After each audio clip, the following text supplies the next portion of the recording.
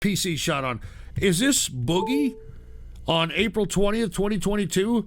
Why I'm glad I didn't unalive myself? What the fuck does that mean? Video I've wanted to make for a while. Oh, great. I know it's going to get some backlash. Okay, here we go. I have not even seen this, but this is what this guy sells. All this guy sells is poor me content. And because there's so many idiots on the internet that are like, oh, look at this poor little fat bastard. Let me go ahead and give him some money. I mean, that's literally his whole fucking shtick, but let's play it.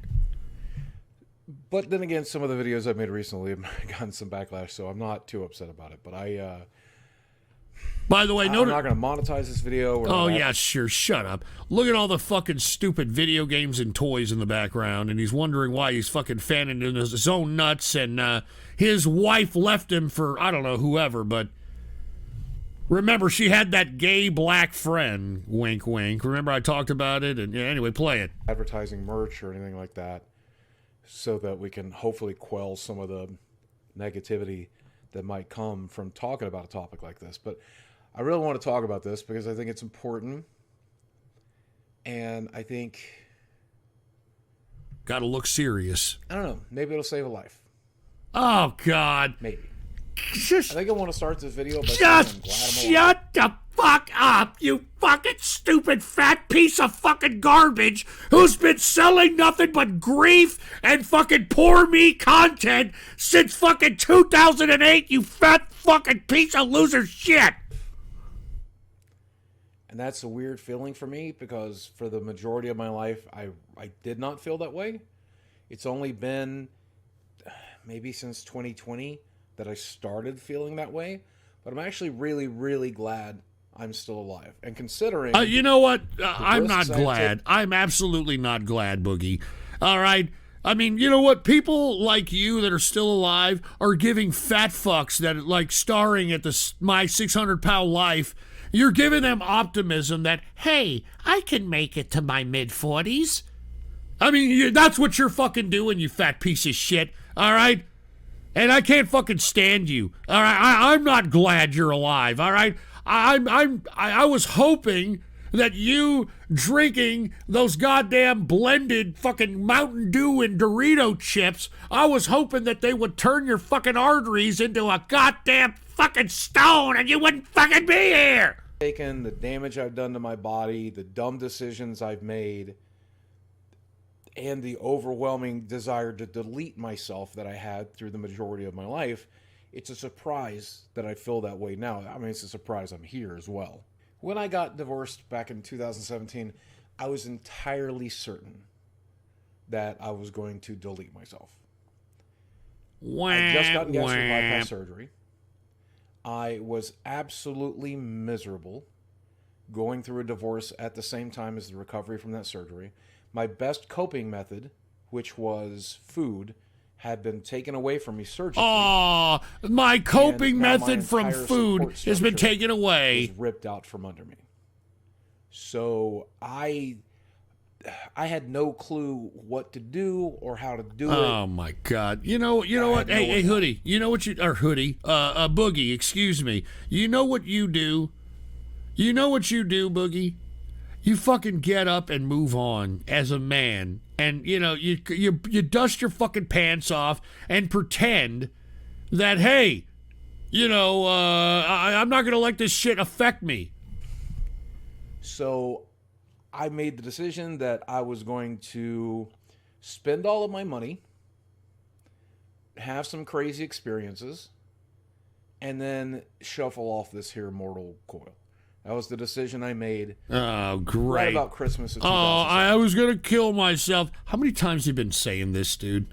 You know, I hate when people say, oh, I want to kill myself. I want to do this. I want to do that.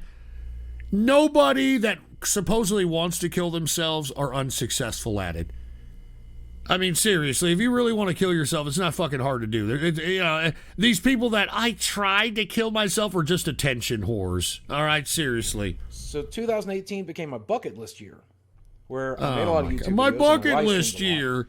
But I kept saying and doing really outlandish stuff because why not? I can say or do whatever it is I want to do, right?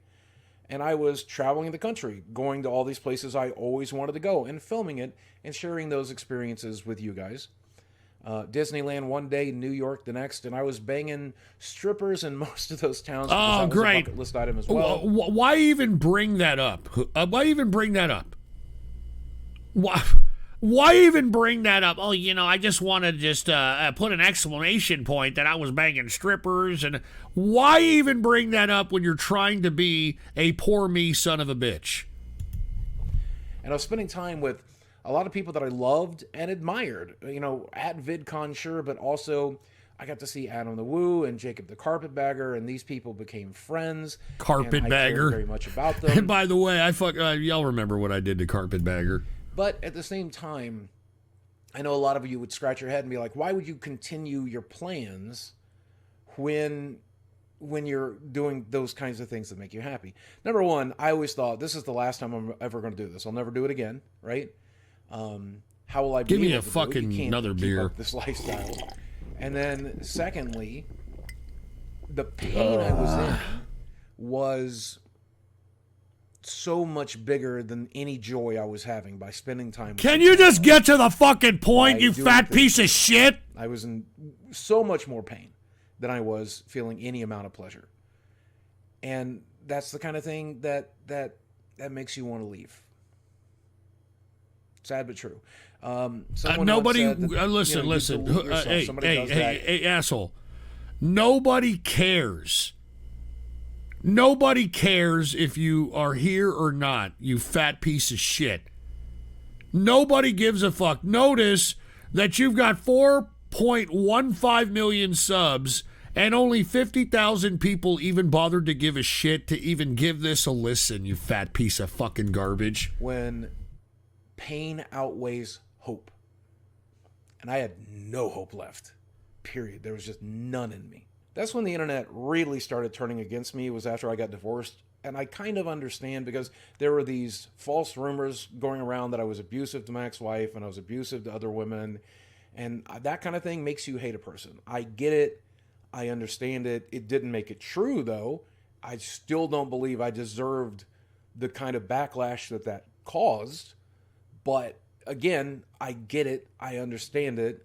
Okay, get to the fucking point. Can we hurry up, Boogie? To grow. Hold on. Grow. All right. Anxiety disorders. It's difficult to eat your lunch. It's difficult to mow the lawn. Oh, okay. Now it's my anxiety. I had to push this up. Can we get to the fucking point, dude? But it can be especially difficult when you've got like 1,000 militarized lunatics who think you're abusing women, or worse, deciding that they've got to take you down. It's their personal job, as the narcissists they are, that they've got to take this guy down. Look, I don't know what happened with Boogie and his wife. I have no idea what happened between him and his wife. I'll tell you this. I have seen footage of Boogie with prostitutes. And look, I hate to say that I even saw this on Kiwi Farms, but, the guy that created Kiwi Farms used to listen to the broadcast. So anyway, there's clips of this guy, being kind of like non-Boogie2988’s. I mean, this guy's being a complete fucking jerk off to prostitutes that he's, paying. And even though he's paying for them, I mean, he's treating them like just trash. So I don't know. I don't know what the hell Boogie did to his wife. Who knows? I'll just be honest with you. I do know that she flaunted in his face this so-called gay black friend, and I didn't think that was very appropriate. And I'm not trying to take Boogie's side on this, but I don't think that Boogie was, abusive. I will say that he is a jerk. I've seen many videos of him being a jerk.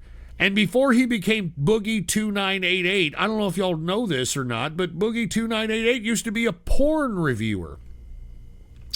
Yeah, that was his blog. He had a blog about reviewing pornographic material. So, before you start feeling sorry for this fat piece of shit, just remember that, all right? Just want to keep that in mind. I'm not joking. I am not kidding. I am not kidding. Internet one day. And that is, it's terrifying. I mean, it's still terrifying. So, if you're sitting here saying, oh, poor Boogie, I feel bad for him. I mean, this guy prior to him becoming this Francis man-child piece of shit, this guy, this was before all this Boogie 2988 bullshit, before the Francis shit. This guy was actually had a blog reviewing porno. And you can probably still find remnants of that on the internet. I'm just telling you right now that every time I look at this guy, and this fucking piece of shit is always like, oh, I feel bad, I wanted to kill myself. Like I said, doing and saying a lot of really outlandish stuff in my live streams, in my YouTube videos, even while I was traveling. Can you just get to the fucking point? Hold on. Listen to Boogie for a second. I've got to go drain the main vein. About that. All right. Thought those women might be getting hurt or so abused. Please excuse me. Listen to this. I'll be right back. I got to drain the main vein. All right. I got to drain the 15.5-inch John Holmes sausage. I'll be right back. Don't go anywhere. All right. I would post. Listen to this fat piece of shit and let me know if he says anything relevant. Talk to them, and admittedly, I went as far as to lie directly to some of these people about some stuff in the hopes that it would like encourage them to get the fuck off my back, right? Like, what do you want to hear? I'll tell you anything. I will literally tell you I ate the Lindbergh baby if it will get you to leave me the fuck alone. So the original date that I chose was Christmas of 2018. Made perfect sense to me. Christmas is always really hard for me, but especially post-divorce. And I had, my roommate would be out of town, so he'd be here to stop me or prevent me from doing it. And I hated him to come home to something like that, but, you know, it seemed like the appropriate time. And I've got my meds and everything that I had prepared to do the thing with. I'm obviously not going to teach you how to do that, but I had everything prepared. And I'm laying in bed on Christmas Eve with my dog, and I look down at my dog, and I'm like, I can't do this to this dog. I'm his entire life. He's not bonded to anybody else. He's only bonded to me. I can't do that to Sammy. So I came up with a plan. I would push it to the next available holiday, which was my birthday in July, and I would travel as much as I could in 2019.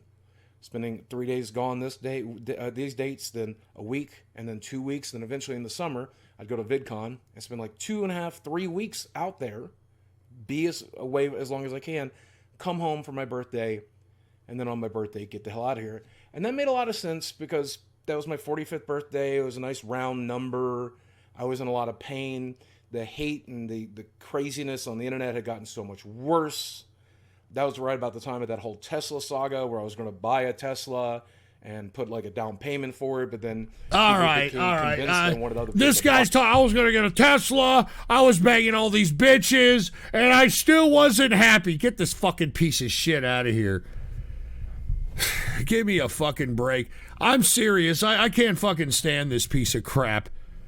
Oh, I was going to kill myself, and I'm going to go fuck off, all right? Jesus Christ. Anyway, that was Boogie, courtesy of Faded Zephyr, Billy Smiles. You know what? I'm kind of glad that you donated that because